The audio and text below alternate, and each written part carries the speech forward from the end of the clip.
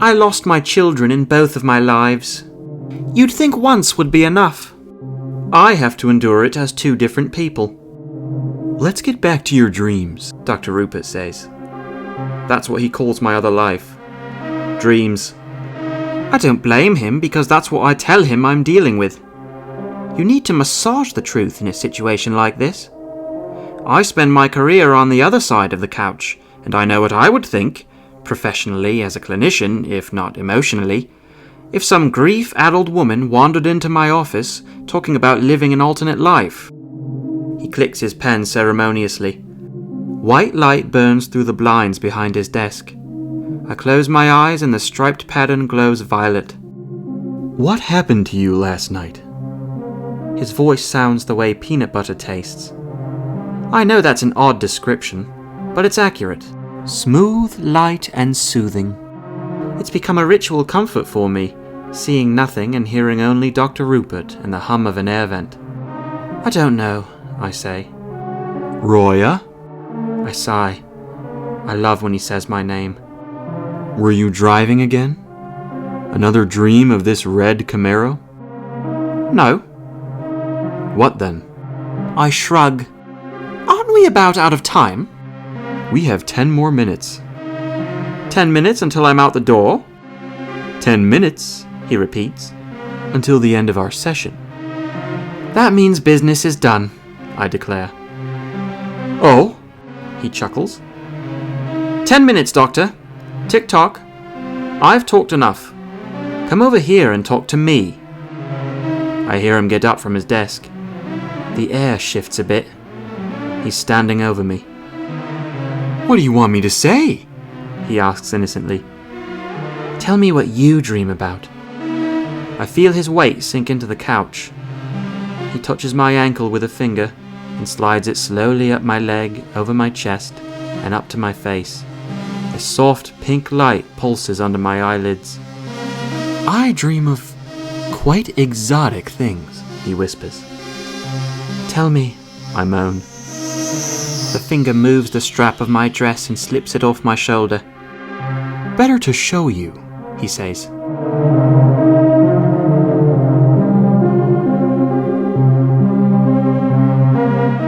I could have cried handing the guy the keys. I think he could tell. He had these black eyes that sort of looked through you.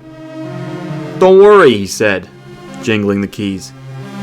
I'll treat her like my own daughter. Yeah, I said. I smiled. I wasn't about to cry in front of some dude. He smiled back. The sun made his black hair glisten. When transferring the title to him, I discovered his legal name was Benjamin Franklin. I didn't know if that was a joke or a coincidence.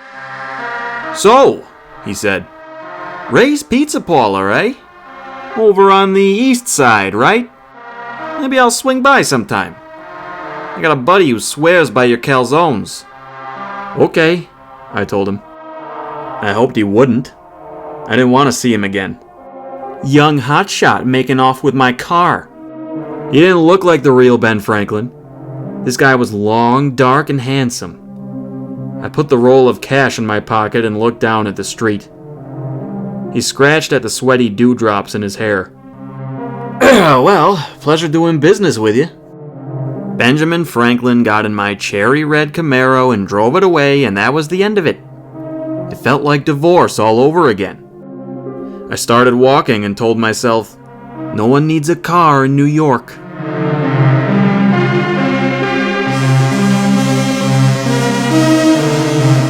Two little children are running around the subway train like animals.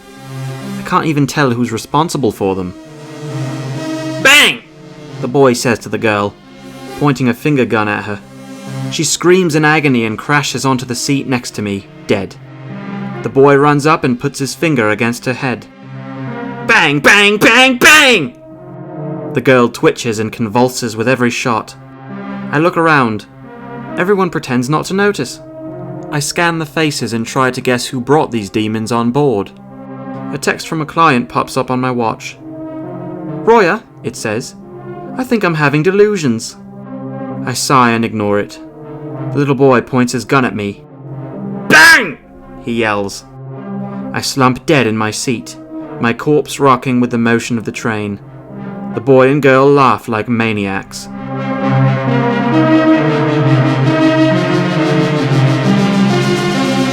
The hold music was infuriating. Some happy horseshit pop song. I couldn't tell the gender of the singer. They kept trying to encourage me. You can be who you want to be, they'd say. Or, you only live once. These are debatable points. In between all the fake positivity, I had to listen to Chad and Kyle out in the kitchen. Bro, are you dead ass? Kyle asked. He was spreading dough over the counter, his hands powdered white. On my mama, bro, Chad replied, sliding a pizza into the oven.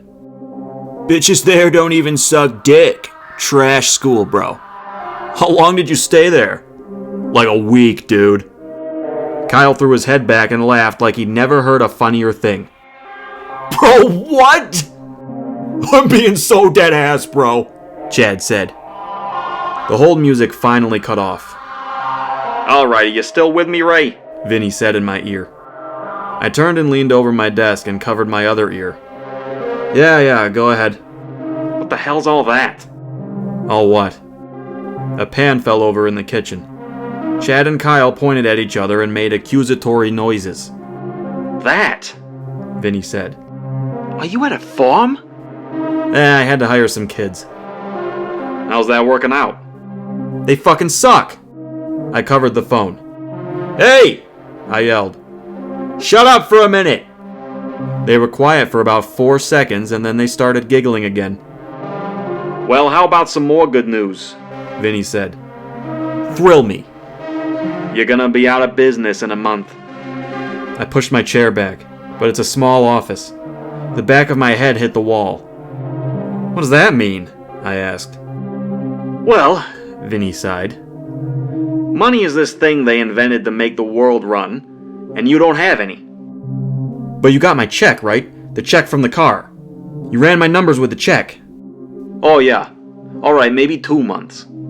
Christ all fucking mighty. How? How is this possible? It's just math, buddy. Your business is no longer solvent. Fuck. I sat there shaking my head for a minute. The light above my office flickered and hummed. 2 flies chased each other beneath it. Chad asked Kyle if he was dead ass. Look, Vinny said gently. I figure we're old friends and I can give it to you straight. You're a straight-talking guy, so I just figured... No, yes, good.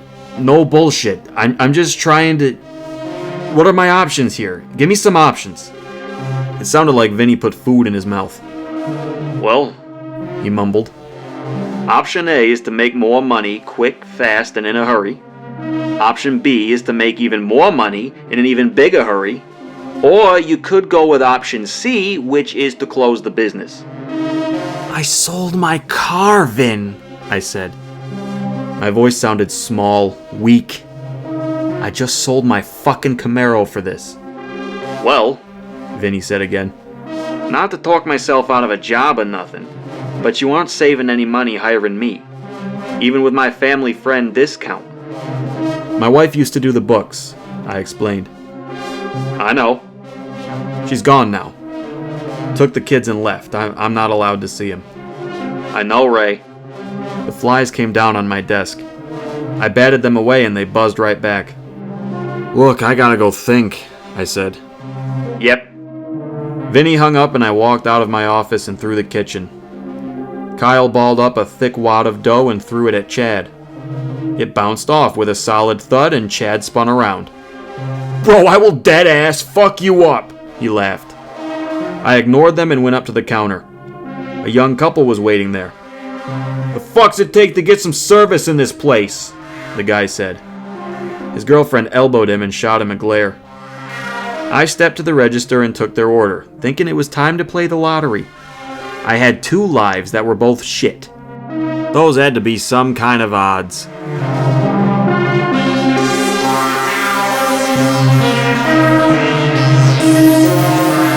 I don't want to endanger you, Dr. Rupert says. I look into his strange eyes, one blue, one brown. and realize I have spent far more time hearing this man than seeing him. You don't, I assure him. Quite the contrary, in fact. Our arrangement is perfectly therapeutic. He dips his head. The blinds behind his desk are open this time, and I can see the rolling green of Central Park. His office smells like apples.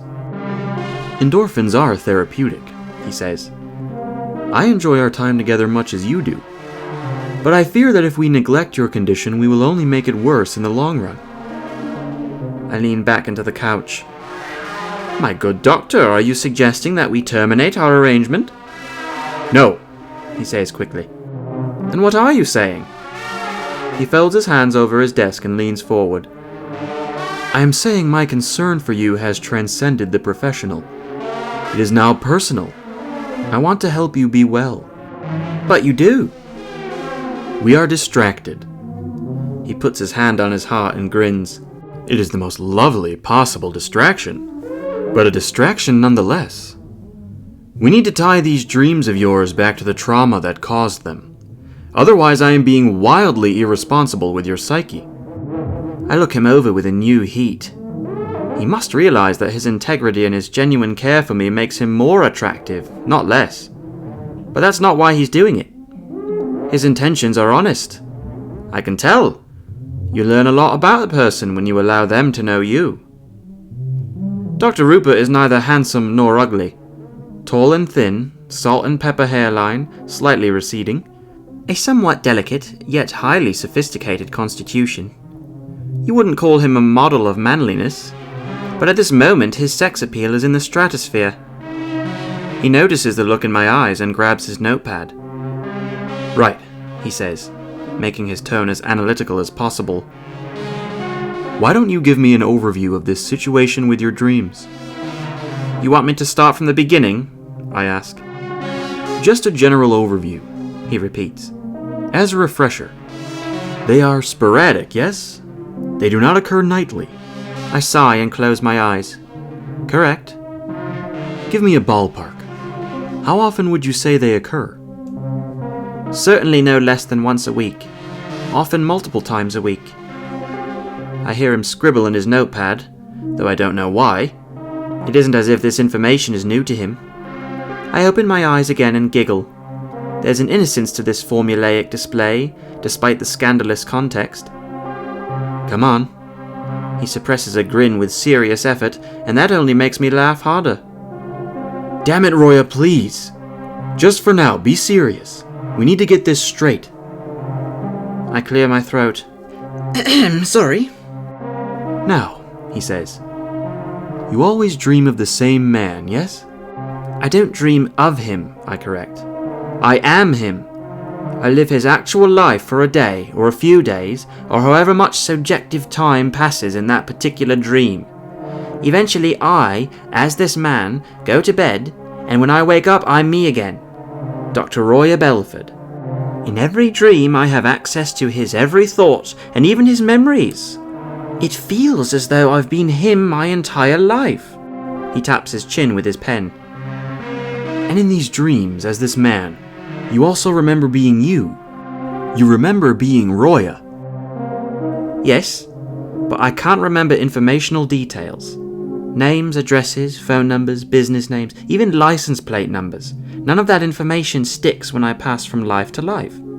It's like I'm bouncing back and forth between parallel universes, and I can't take any identifying information with me. Unsurprising, he nods. When recalling dreams, your brain picks up only the gist, the general unfoldment of events and things that occurred. Finer details are not as likely to be stored. You're preaching to the choir, I say. Assuming these were normal dreams. But they aren't. How do you account for the amnesia? If I dream that I am this pizza guy for 3 days, I come back to this life having completely forgotten everything I've done here, as Roya, for 3 days. He buries his face in his notepad, as if the answer were hidden inside. Well, he mutters, squinting at the paper. I'm still speculating about that.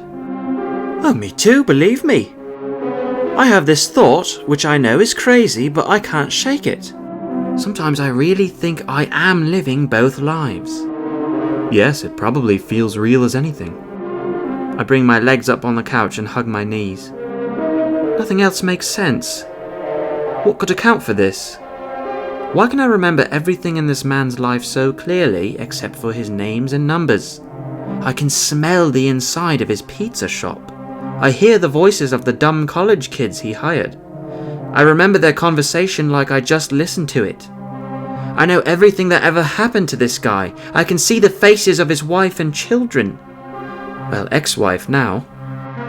I can feel his devastation at the divorce, the loss of custody. It's my devastation. I'm living with it, right now, as we speak. He points his pen at me and even clicks it for emphasis. But that right there is the key, I think. This dream man's life is centered around the loss of his family, just as your life has been ever since your own tragedy. I shake my head. That's not it. I know it's difficult to acknowledge, he says, but this is the connecting thread. Dr. Rupert, when you are this man, he interrupts firmly, but not unkindly, this nameless man, can you remember the accident? Your accident as Roya Belford? I don't answer for a moment. Roya, please, he says gently. I know it's hard to face this, but we need... Yes! Yes, I remember it. But when I'm him... I choke, disgusted by my own words. When I'm him, I don't remember their names. I understand, he soothes. But when you are dreaming as this man, you remember the events. Even without the names, you remember what happened. Yes! I wail. I remember everything. The whole accident. I see my children pulled out of the car. I see their blood. I see them zipped up into their body bags. I see it every fucking day, no matter which person I am. But when I am him, I don't remember their names. I sob hysterically.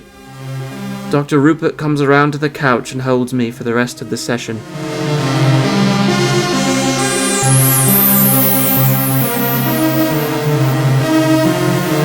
I sat in my office and watched Kyle fumbling at the cash register during the lunch rush. I decided not to help. It was an exercise in character building. The hot forge of suffering and all that. I figured I should keep an eye on Chad in the kitchen and make sure he didn't burn the place down, but at this point I hoped he would. My insurance hadn't run out yet. A hand came up from the line of customers and seemed to be waving at me. The owner of the hand stepped out of line and I realized it was Vinny. I got up and walked around the counter to see him. All the hungry customers glared at me like I was a war criminal. I shook Vinny's hand. I had to come get a calzone while I still can, he said. Vinny was funny to look at. Short and squat. His head was bald and his face was wrinkled like a mask that was too big and got squished together. Hope you ain't holding your breath, I told him. Vinny looked at Kyle, sweating from the effort of counting change. He grunted. I got nowhere to be. Well, you want to sit and wait the line out?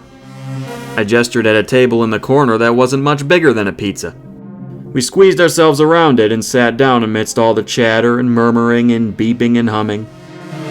The place is a fucking sauna, Vinny said.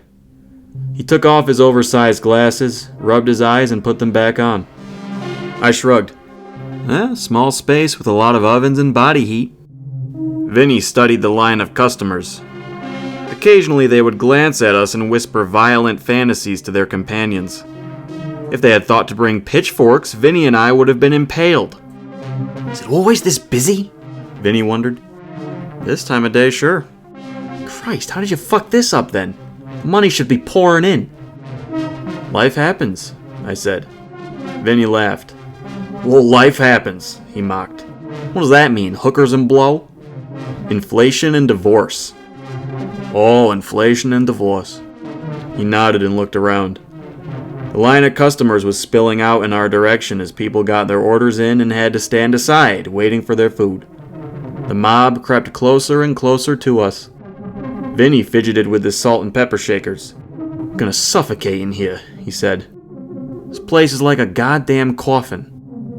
Claustrophobic, I said. That's right. Look, maybe this is all like a blessing in disguise, you know? How do you figure? He moved the salt and pepper shakers around the table like a kid with toy cars. Maybe you can do better.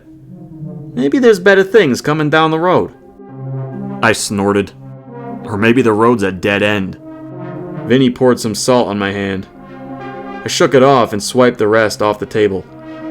It will be a dead end, he said. If you say it will be. Get you some help, Ray! Chad yelled from the kitchen. Several of the customers gave me looks of violent agreement. I ignored everyone. Vinny, I said, how do you know any of this is real? Any of what? This. I gestured at everything. All of it. Us sitting here, the city outside, any of it. He looked around my little closet of a restaurant as if to verify its existence. Well, if this ain't real, then what is? I thought of my other life.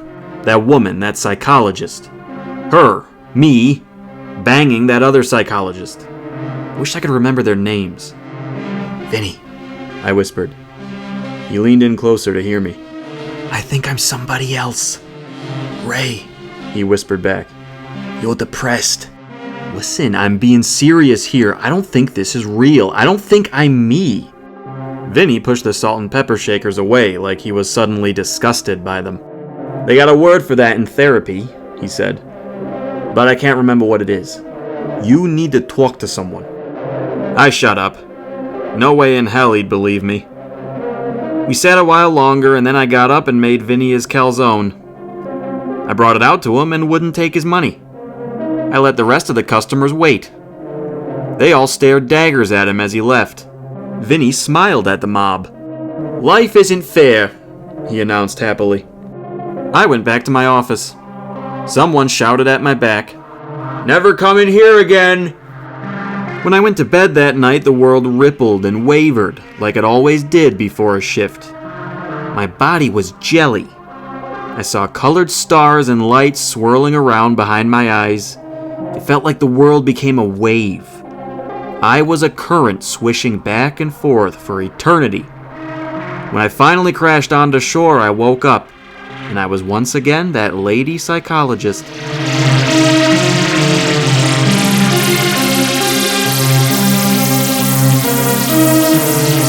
I awaken in Dr. Rupert's bed. Oddly enough, this means our scandal is finished. We have consummated the end of our conflict of interest, our doctor-patient relationship. I open my eyes and scan the room where this transitional ceremony took place. It's spacious, white with morning sunlight. It's a bedroom of refinement. Polished wooden floors and walls bejeweled with fine art. Our clothes are strewn about the place like hurricane debris. The only sound is the muffled symphony of Manhattan, droning on in its eternal way, 8 stories below us. I turn over. Rupert is already awake, gazing at me. I smile, run my fingers through his hair. You should take a taxi to work today, he says. Good morning to you too, Romeo, I snort. He doesn't blink. You always say you hate the subway. I do, especially when you bring it up on a lovely morning. He takes my hand out of his hair and kisses it. Yet you still use it, he says. I squint at him. I genuinely can't tell if you're serious. I'm as serious as psychosis, he says without a trace of irony. You've been in Manhattan for almost a year, Roya. You came all the way across the sea to live here so you wouldn't have to drive a car or even be in one. Jesus, I sigh, rolling onto my back. I thought I wasn't your patient anymore. You're my love, he says, as if that explains something. Babe, I'm not taking some jizz-stained taxi to my office. He cups my face with a hand. Then let me drive you. No! I shout. Dr. Rupert pulls his hand back. We're quiet for about 10 minutes. I stare at his vaulted ceiling and he stares at me. Dr. Rupert, I say. I insist you don't call me that anymore. He laughs. Listen! Those dreams I came to see you about are not dreams. They're real. I know, he says tenderly. It can be very... No, god damn it! I don't need a lecture on the vividness of delusion. I know the literature as well as you do. I am telling you this is real. I am two people at once. It's been my entire life. This isn't some response to a 5-year-old trauma. He caresses my cheek with a finger, but he doesn't say anything. I turn to face him again. If we are going to be something, I tell him, something real, something more than fun, I need you to believe this and understand it. His face is puzzled, but not unkind. His blue eye is sad, but his brown one is curious. Then why did you come to me? The question is so unexpected that I chuckle. Oh, because What? He smiles. If this is all real and not an enigma of your troubled psyche, why come to me? What could I hope to do about a metaphysical problem? I'm hardly qualified for such things. I know I shouldn't be, but I'm mad at him. He's as warm and reasonable as you could ask him to be, but I'm furious. Fine, I say, rolling out of bed. I'll go wave down a fucking taxi.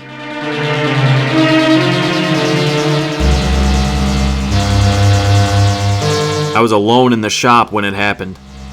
Chad and Kyle had finally quit on me. No call, no show. News had gotten out that I would soon be closed down, and business had ground down almost to nothing in a matter of days. Manhattan doesn't dwell on things. It moves on, faster than my ex-wife. The sound of the street outside wafted through the open door. One of the lights above me flickered. I was passing time counting cash in the drawer. Then he walked in. Him! The doctor, the psychologist, the one I was fucking in my other life. He strolled right into my restaurant like it was nothing. I guess to him it was nothing. The wad of cash fell out of my hand and the fans blew the bills all over the place, like leaves in a storm. Oh my, the doctor said, admiring the spectacle. The flickering light danced in his eyes, one blue, one brown.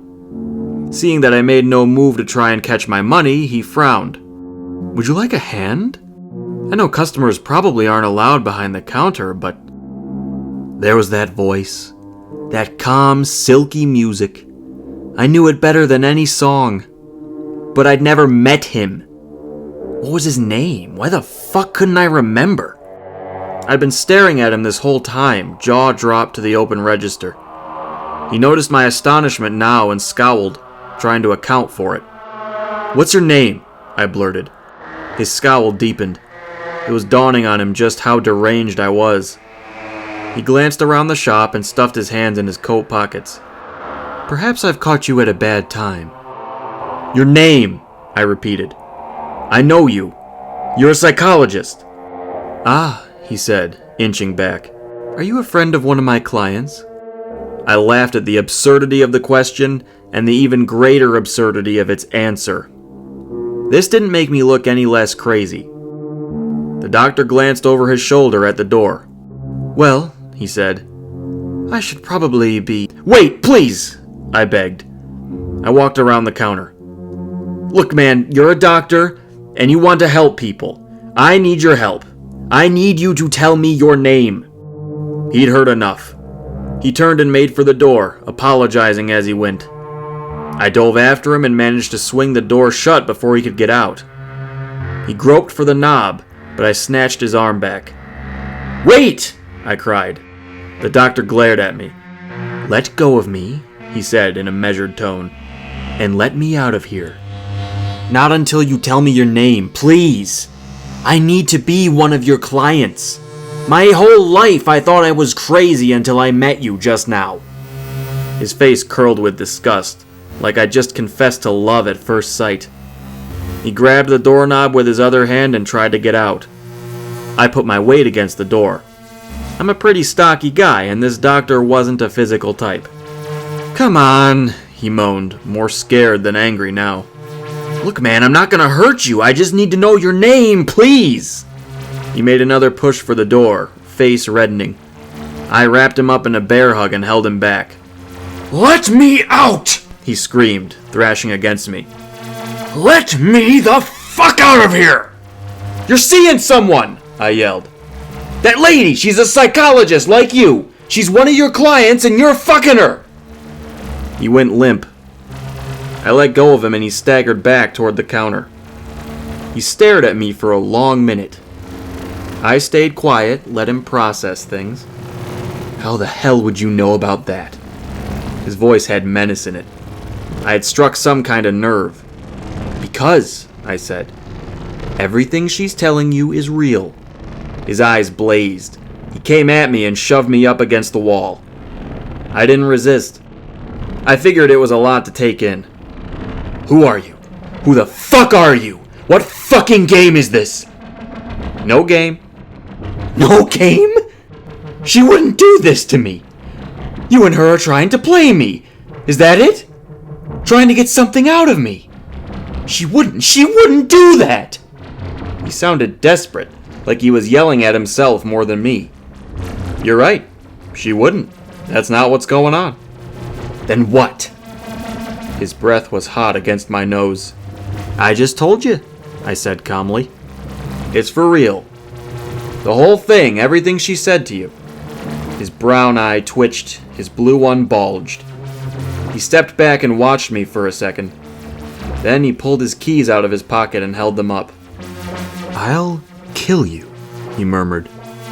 I'll do it. If you don't tell me what's going on here, I'll...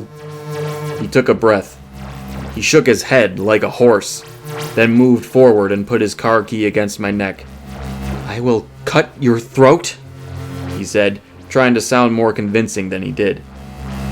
No, you won't, I laughed. I know you. He pressed the key harder into my skin, but drew no blood. How? He screamed. How do you know Roya? Immediately I gasped. The sound of her name, my name, felt like angels singing in heaven.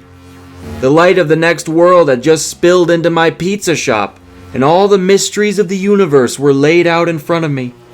That was it. Roya. Roya Belford. I remembered. That was me. Tears poured down my face. I slid down against the wall to the floor, weeping with joy and hope, and I swear I could see that white light of heaven as I passed out.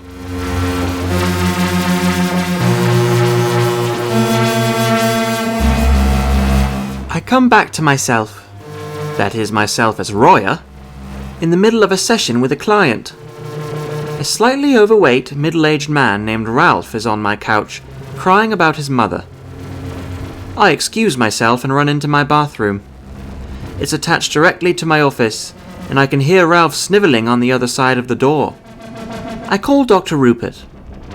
It rings twice, then a third time, and I become afraid he won't answer. Is he strangling me? My other me? Is he busy disposing of my body? The strangeness of this feeling can't be overstated. It's a kind of vicarious self-preservation, taken to absurd extremes. But finally he picks up.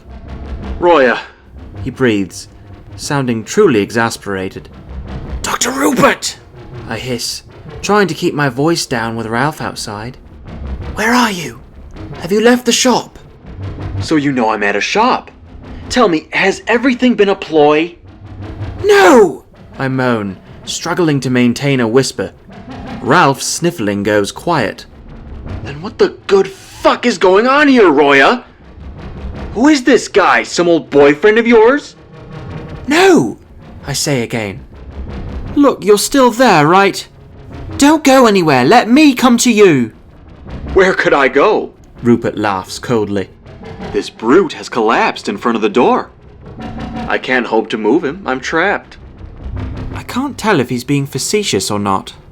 Okay, I say. Just give me an address, darling. I'll be right there. Why? He sneers. The venom in his voice, the bitter distrust, is enough to break my heart.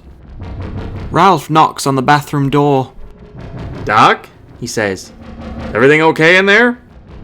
Just give me a minute, please, I call out. Who's this now? Rupert asks. Someone to break my kneecaps? It's It's a client, I snap. Please, babe, this isn't a game. Just give me the address where you are. I'll come to you and we'll work this all out. Doc! Ralph knocks again. Are you sure? Just a minute, please, I shout.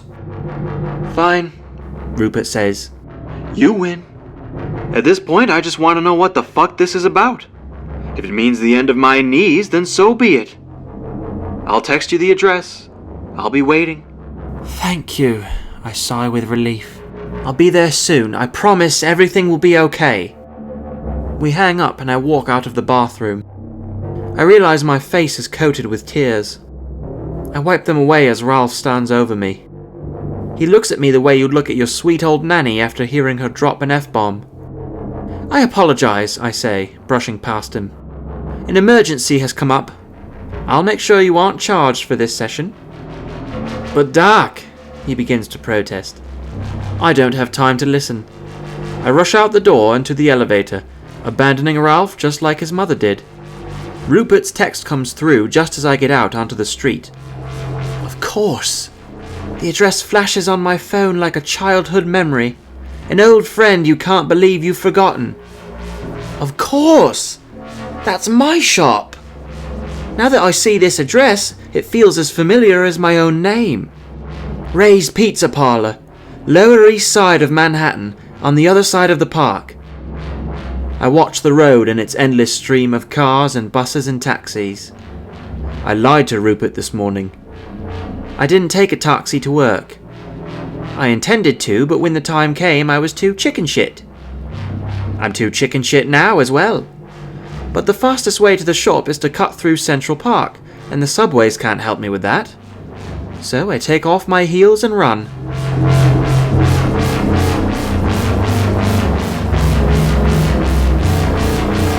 I jolted awake and sat up, back against the door. The doctor was sitting at one of my little tables, chin propped on his palm, listening to the sound of new rain picking up outside. Thank goodness you're awake, he said, all sarcasm. Your name is Dr. Rupert, I answered, as happy as if I was announcing a pregnancy. Ah, he sighed, taking his arm down and folding his hands. So you do know. At last, some honesty. I just remembered now. As soon as you said her name, things started to change. The shifts are happening more quickly, and I'm remembering. I think you've done your job, Doctor. He raised an eyebrow. Job? What's a therapist's job? You've cured us of our mental disease. I suppose you're referring to these delusions of living a double life. Doesn't sound to me like I've cured anything.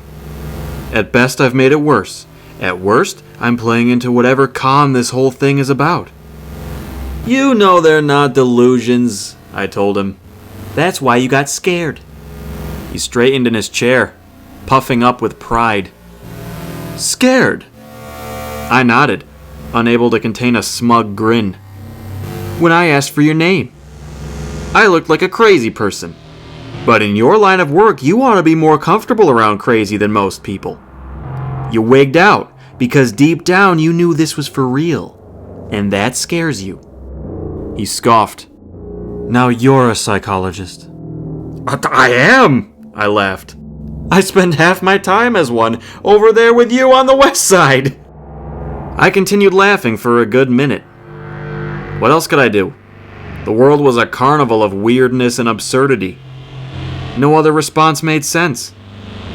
The light above my counter flickered more rapidly than usual, like it was putting an accent on my giggles. Dr. Rupert got tired of it and stood up. Look, it's just preposterous, he yelled over my laughter.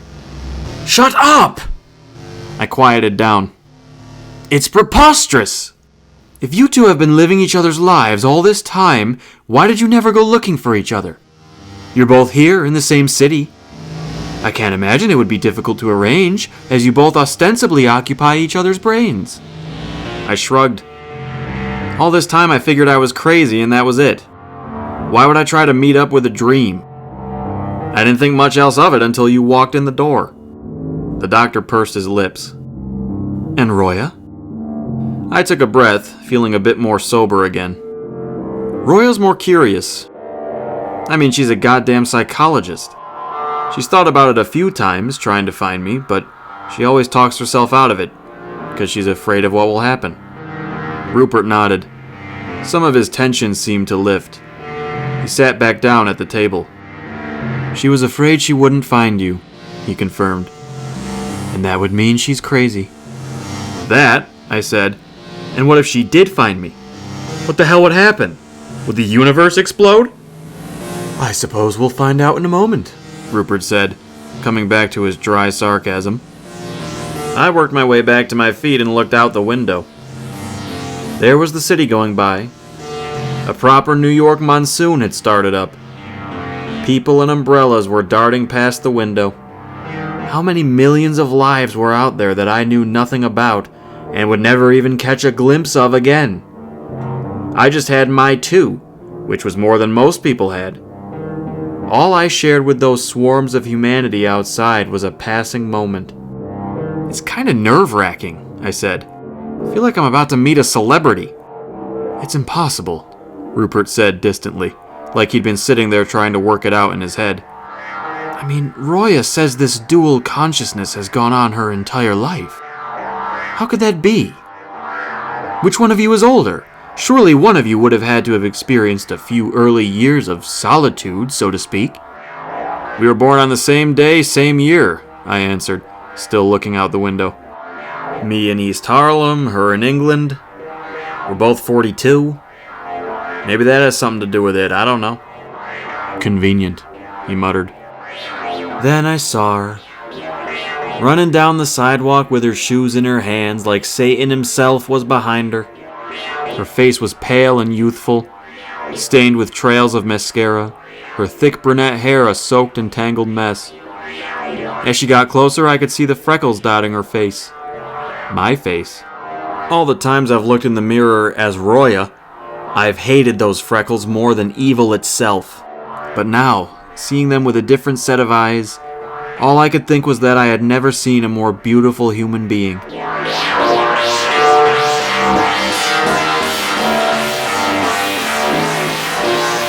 The door to the shop opens just as I'm about to plough it off the hinges. I barrel inside, dripping and panting.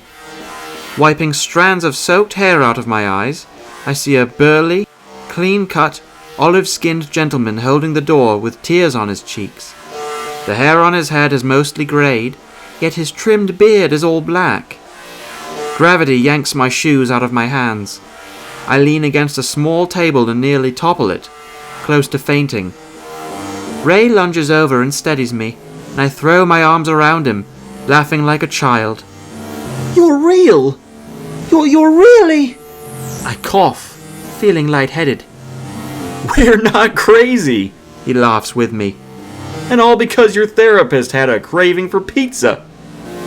I look up at him, halfway between a stroke and euphoria. Seeing his face in anything but a mirror is a transference of impossible magnitude. The word surreal doesn't cut it. What was a dream is now a relationship, and a deeper one than any human has ever known. Every secret behind his eyes is also behind mine. Every memory he cherishes, buries, cringes at, laughs or cries over, I have lived all the same. We have stumbled upon a new dimension of honesty, one previously impossible for even the most well-intentioned of people. There is absolutely nothing we could hide from each other, even if we wanted to. If he was some stranger, this would be terrifying. But he's me. I'm him. It no longer makes sense to think of us as two different people. We are the same self in two bodies. Dr. Rupert's hand appears on my shoulder. I barely notice it. Roya, he murmurs, you should sit down. You're going to pass out. He and Ray guide me into one of the chairs at this little table I almost capsized. I'm fine, I assure them. I just need a minute. I mean, my God! The two of them encircle the tiny table, looking down at me. What a contrast. Ray is still glowing, weeping, grinning. But Rupert is withdrawn. The sterile, flickering light of the shop brings out lines under his frown, making him look older, more exhausted. It's strange how small my love for Dr. Rupert seems now. It isn't any smaller than it ever was, but no matter how close he and I become, it will always pale in comparison to the closeness I feel with my other me. How could it ever measure up? What love could? Can I even call this love? These words we take for granted. Love, self, relationship, I, we. They all need new definitions now. I wonder if Rupert can sense this. Whether he believes all this or not, it's clear to him that I do. I take his hand, ready to offer some word of encouragement, some comfort. But I can't find any. There are none. I'm reduced to petting his hand in silence. There are no promises I can make him, good or bad. I don't know what any of this means or where it will lead. A man walks into the shop, shaking raindrops from his hair. On the way in, he kicks one of my fallen shoes by accident. The heel thunks across the floor in a satisfying, percussive way. The guy looks down at his own shoes, then at all of us, gathered around this table like some kind of cultish ceremony. Hello? He ventures. He looks like a younger version of Ray. He's thinner and clean-shaven, but he has the same even brow, the same tanned complexion, the same sardonic glint in the eyes. I recognize him just as Ray does. It's Benjamin Franklin, the guy who bought our Camaro.